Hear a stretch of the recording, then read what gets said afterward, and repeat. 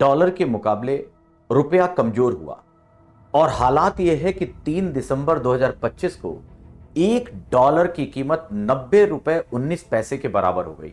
अभी तक का सबसे जो कम मूल्य है रुपए का डॉलर के मुकाबले वो आंका गया 3 दिसंबर को। आखिर दिसंबर 1, 2 और 3 को ऐसा क्या हुआ कि रुपए की वैल्यू अचानक इतनी कम हो गई? और कई रिपोर्ट में तो यहां तक कहा गया कि एशिया की सबसे खराब परफॉर्मेंस करने वाली जो करेंसी है उसका नाम रुपया है।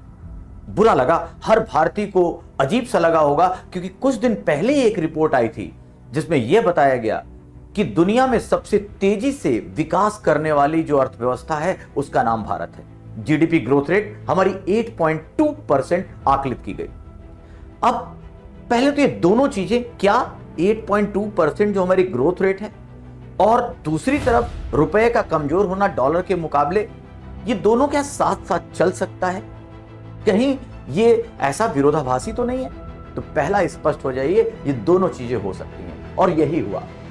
ग्रोथ रेट हमारी उत्पादन की ताकत को बताता है, हमारी डोमेस्टिक मार्केट के कारण, हमारी सर्विस सेक्टर की क्वालिटी के कारण जो ग्रोथ हुई है।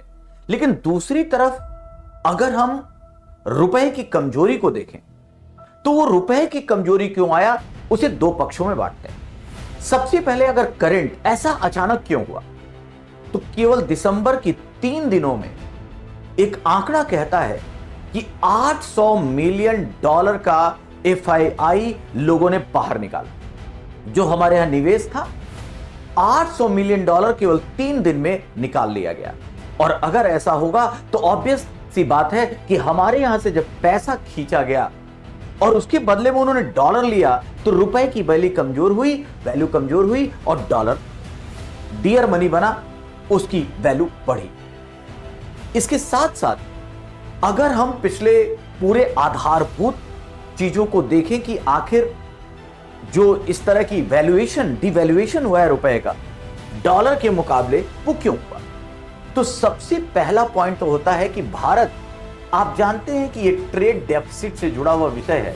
हमारा आयात निर्यात से कहीं ज्यादा है, मतलब हम इंपोर्ट ज्यादा करते हैं और एक्सपोर्ट कम करते हैं।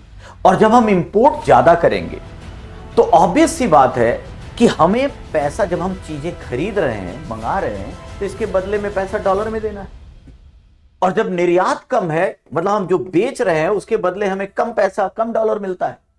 तो इसका मतलब है कि हम ट्रेड डेफिसिट की स्थिति में हैं। जब हम ट्रेड डेफिसिट की स्थिति में होंगे तो पर ईयर हमारा जो पैसा है, हमारा जो डॉलर है, वो बाहर जा रहा है। तो एक सबसे इंपॉर्टेंट चीज तो यही होती है कि स्पष्ट हो जाना चाहिए कि जहां भी ट्रेड डेफिसिट है, व्यापार घाटा है, वहां पर ऐसी स्थिति होगी। और आपको मैं आंकड़ा देता हूं कि पिछले 2024-25 का आंकड़ा कहता है कि 2024-25 का जो आंकड़ा कहता है कि $283 बिलियन का हमें नुकसान हुआ है। तो $283 बिलियन हमारा ट्रेड डेफिसिट था, तो ऑब्वियसली इसका असर पड़ा, डॉलर हमारे यहां कमजोर हुआ, रुपया कमजोर हुआ, डॉलर मजबूत हुआ। क्योंकि जो अगर हम पूरी तरह के आंकड़ों की बात देखें तो लगभग $437 बिलियन का हमने एक्सपोर्ट किया और $720 बिलियन का हमने इंपोर्ट किया। तो ट्रेड डेफिसिट लगभग $283 बिलियन का आया। तो जब भी ऐसा होगा, पैसा रुपए के मुकाबले डॉलर जो है वो मजबूत होगा। और पहली चीज, इसका मतलब भारत जो है वो निर्यात आधारित इकोनॉमी नहीं है। चाइना इसका उल्टा है। चाइना क्यों सस्टेन कर रहा है, क्यों ग्लोबल सप्लाई चेन का सबसे टॉप मोस्ट कंट्री बना हुआ है? क्योंकि उसकी निर्यात ज्यादा है, आयात कम है। तो पहला चीज तो आयात निर्यात ट्रेड डेफिसिट के कारण। दूसरा इसका पॉइंट है चालू खाते का घाटा। हमारे यहां जो करेंट अकाउंट डेफिसिट है ये लगातार बना हुआ है, और करेंट अकाउंट के डेफिसिट में सबसे इंपॉर्टेंट है कच्चा तेल। आप सब जानते होंगे कि भारत अपने कच्चे तेल, अपनी ऊर्जा जरूरतों का, अपनी जो एनर्जी नीड्स है, इसका 85% आयात करता है। और जब 85% आयात करेगा हम खाड़ी देशों से मंगाते हैं, हम अभी रशिया से हमने 35% अपनी नीड का जो कच्चा तेल है मंगाया, और साथ ही साथ अफ्रीका, अमेरिका जैसे देशों से भी हम अपने एनर्जी रिसोर्स को प्राप्त करते हैं। तो कच्चा तेल जो सबसे ज्यादा आप मंगाते हैं, लेकिन ऑब्वियसली इसकी मार्केट वैल्यू, अगर कच्चा तेल महंगा रहा अंतरराष्ट्रीय मार्केट में और आप इसमें 85% चीजें मंगाते हैं, तो बट ऑब्वियस है आपका चालू खाते का घाटा बढ़ जाएगा, आपको ज्यादा पैसा देना पड़ेगा तेल खरीदने के लिए। और ऐसा हुआ कि इस बार लगभग 60 बैरल पर डॉलर के नीचे एक साल में कच्चा तेल की कीमत नहीं आ पाई। इसलिए हमारा बहुत ज्यादा पैसा इस एनर्जी रिसोर्स है कि हमारा निर्यात घटा, और निर्यात घटेगा तो ऑब्वियसली हमारी डॉलर की प्राप्ति और कम हो गई। इसने भी हमारा हैम्पर किया। तो जियोपॉलिटिकल, उसमें पहला पॉइंट तो है टैरिफ ट्रेड को लेकर, और दूसरा जो जियोपॉलिटिक्स मैंने बोला उसका मेजर रीजन है आप निवेश कहां करेंगे जहां निश्चितता होगी। आप निवेश कहां करना चाहेंगे जहां आपको हाई इंटरेस्ट मिलेगा। लेकिन ट्रंप की नीतियों ने और जियोपॉलिटिक्स जिस तरह अपने चीजों को चेंज कर रही है, उसमें लोगों का विश्वास थोड़ा सा विकासशील देशों और भारत जैसे देश में निवेश करने पर बचा कि अगले साल क्या ट्रंप स्टेप लेंगे नहीं पता। अतः उन्होंने भारत की बजाय उन्होंने निवेश करना अमेरिका में शुरू किया, और इसीलिए जो अमेरिका में निवेश करना शुरू किया जिससे निश्चितता रहे, उनका पैसा डूबे नहीं, और इन कारणों से रुपया जो है डॉलर के मुकाबले थोड़ा कमजोर हुआ। और जो एक और पॉइंट यहां उभरता है, मेरे ख्याल से जो चौथा पॉइंट है वो बड़ा क्लियर हो गया होगा कि अनसर्टेनिटी को देखकर निवेशक वहीं निवेश करेगा ना जहां जोखिम कम हो और गेन ज्यादा हो। जिस तरह ट्रंप की टैरिफ वार की नीतियां भारत को प्रभावित कर रही थी, उसमें ऐसा होना लाजमी था, स्वाभाविक था कि भारत की जगह विकसित देश और खासकर उन्होंने अमेरिका और अन्य देशों में निवेश करना शुरू कर दिया। और यह भी एक बहुत बड़ा कारण रहा कि रुपये कंपैरेटिव रूप से नीचे आया। साथ ही साथ एक और मेजर है जिसको ध्यान में देखना है। आज हमारे पास फॉरेक्स रिजर्व, आज हमारे पास विदेशी मुद्रा कोष लगभग $700 बिलियन है, लगभग 688 बिलियन डॉलर के आसपास है, लेकिन $700 बिलियन है।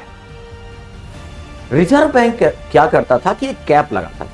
मान लीजिए $1 की कीमत अगर 80 रुपए हो गई, उससे ऊपर ना जाए, मतलब रुपए की कीमत इससे ज्यादा ना गिरे, तो रिजर्व बैंक क्या करती थी, मार्केट में डॉलर जो है थ्रो करती थी, क्योंकि फॉरेक्स उसके पास ज्यादा है। लेकिन अभी आरबीआई ने 19.19 रुपीज भी हो गया, तब भी वो जो डॉलर कंट्रोल है उसमें हस्तक्षेप नहीं किया। उसका मानना है कि अभी हमें जो हमारी इकोनॉमी है जिस तरह ग्रो कर रही है, और जिस तरह अभी ये जो व्यवस्था हुई या जो पैसा की कीमत कम हुई, रुपए की कीमत कम हुई, इसका अभी हमें डायरेक्ट इंटरवेंशन करने की आवश्यकता नहीं है। तो इस तरीके से एक और कारण था कि इस कारण से 90 तक आ गया, और आपके पैसे को रोकने की, आपके डिवैल्यूएशन को रोकने की जरूरत नहीं पड़ी। तो ये मेजर एक लॉन्ग टर्म देखे तो इकोनॉमी का जो कॉन्फिगरेशनल इशू है, किस कारण से हुआ, 2025 और दिसंबर में ही क्यों हुआ, उसका भी कारण बताया गया। अब इसमें कोई शक नहीं है, एक बार आपके प्राइम मिनिस्टर इलेक्शन कैंपेन में 2013-14 में बोल रहे थे कि जवाब देना होगा कि आखिर बांग्लादेश का पैसा इतना नहीं गिरता, श्रीलंका का नहीं गिरता, पाकिस्तान का नहीं गिरता, भारत का पैसा इतना क्यों गिरता है। ये ऐसे नहीं होता मित्रों, मैं शासन में बैठा हूं, मुझे मालूम है इस प्रकार से रुपया इतनी तेजी से गिर नहीं सकता। अरे ये नेपाल का रुपया नहीं गिरता है, बांग्लादेश की करेंसी नहीं गिरती है, पाकिस्तान की करेंसी नहीं गिरती, श्रीलंका की करेंसी नहीं गिरती। क्या कारण है हिंदुस्तान का रुपया पतला होता जा रहा है? ये जवाब देना पड़ेगा आपको, देश आपसे जवाब मांग रहा है। तो popular politics is bad economy, तो इस सेंस को समझना होगा। अब देखिए, पॉपुलर पॉलिटिक्स के लिए हम फ्रीबीज देते हैं, और फ्रीबीज देकर हम वोट तो ले लेते हैं, लेकिन उस देश की रियल इकोनॉमी पे कितना असर पड़ता है वो फिर वो राज्य समझता है या देश की अर्थव्यवस्था जिस तरह खोखली होती जाती है, श्रीलंका किस तरह दिवालिया हुआ, इस सबक को देखना होगा। तो यहां पर भी पॉलिटिकल उसमें ये बात बोली गई हो, लेकिन आपका रुपया जब डिमांड और सप्लाई पर आधारित है, अंतर्राष्ट्रीय बाजार तय करता है, एक्सचेंज इस तरीके से होता है, तो ऑब्वियसली पूरे विश्व में किस तरह ताना बाना चल रहा है, डॉलर के मुकाबले भारत की क्या स्थिति है, रुपए की क्या स्थिति है, इन सब आधारों पर होगा। तो ऑब्वियसली आपका पैसा क्या होगा, मतलब आपकी जो मुद्रा है वो डॉलर के मुकाबले कम होगी। बट ऑब्वियस है, जब रुपए की कीमत कम हो रही है, इसका मतलब है कि आपके यहां महंगाई बढ़ेगी। इसलिए महंगाई बढ़ेगी क्योंकि अगर रुपए की कीमत कम है तो बट ऑब्वियस है आप जो चीजें मंगा रहे हैं, और खासकर जब तेल, कच्चा तेल, गैस महंगा हो जाएगा, तो कच्चा तेल, गैस महंगा होने से परिवहन महंगा हो जाएगा। परिवहन महंगा होगा तो जितनी चीजें ट्रांसपोर्ट करके ट्रक के द्वारा या किसी भी शिपिंग या किसी भी चीज के द्वारा आ रही हैं, वो चीजें महंगी हो जाएंगी। तो पहला तो सबसे बड़ा आम आदमी पर असर है कि महंगाई बढ़ेगी। और अगर महंगाई बढ़ी तो यह केवल एक इकोनॉमिक नहीं बल्कि एक पॉलिटिकल रीजन भी, एक पॉलिटिकल इंपैक्ट भी इंडिया जैसे देश में जरूर डालता है। दूसरा, एक जो अंतर्राष्ट्रीय साख है, जब भी किसी देश, एक तरफ हम दिखा रहे हैं कि दुनिया की 4th लार्जेस्ट इकोनॉमी है, साथ ही साथ हम यह भी दिखा रहे हैं कि हमारी growth rate, GDP growth rate विश्व में सबसे बेहतर गति से बढ़ रही है। लेकिन जब आपकी करेंसी कमजोर होगी तो इंटरनेशनल क्रेडिबिलिटी पर भी असर पड़ता है, इसको भी देखे जाने की जरूरत है। और एक अजीब सी बात कि अगर रुपया कमजोर हो रहा है तो ये हमेशा घाटा नहीं होता। आपको आश्चर्य होगा, जब आपका रुपया कमजोर हो रहा है डॉलर के मुकाबले, तो इसका एक लाभ भी है, और वो लाभ है आपका एक्सपोर्ट बढ़ेगा, आपका निर्यात बढ़ जाएगा। क्योंकि अब $1 में ही भारत की कई चीजें खरीदी जा सकती हैं, तो विदेशों से आपके यहां की चीजें ज्यादा खरीदी जाएंगी क्योंकि उनको फायदा होगा। साथ ही साथ विदेशों में रह रहे नागरिक जो भारत को पैसा भेजते हैं, जिसको रेमिटांसेस कहते हैं, विश्व में सबसे ज्यादा रेमिटांसेस पाने वाले देश का नाम भारत है। और चूंकि वो डॉलर में भेजेंगे तो ऑब्वियसली इससे भी थोड़ा फायदा भारत को होगा। लेकिन रुपए की कमजोरी अगर डॉलर के मुकाबले हो रही है तो ऑब्वियसली चाहे डोमेस्टिक पॉलिसी के हिसाब से देखें, चाहे इंटरनेशनल मार्केट के हिसाब से देखें, ये एक बेहतरीन अर्थव्यवस्था, एक बढ़ती अर्थव्यवस्था के लिए सही नहीं हो सकता। तो बट ऑब्वियस है, $90 का एक लैंडमार्क क्रॉस कर जाना, 90+ की ओर आ जाना, यह बात अलग है कि आज कुछ पैसे मजबूत होकर वो 89.9 पे आ चुका है। लेकिन फिर भी यह बताया जाए कि डॉलर के मुकाबले रुपया कमजोर हुआ है, और यह कमजोरी कहीं ना कहीं हमें जो माइक्रो और मैक्रो मैनेजमेंट है हमारी इकोनॉमी की, उसको दिखाती है कि हमें तुरंत इस पर पहल करनी चाहिए।